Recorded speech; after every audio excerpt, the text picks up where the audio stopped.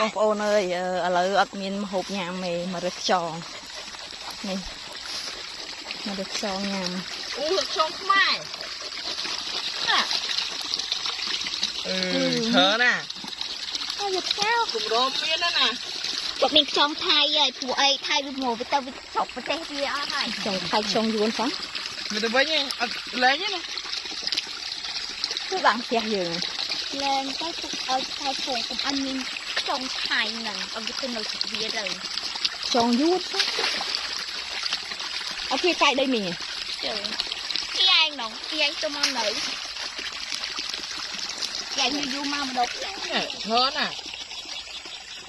អូអ្នកបងខ្ញុំមកក៏មិនដែលមកមើលស្រែទេនិយាយពីនៅទៅនេះទេតែដូចនៅទីក្រុងអញ្ចឹងណា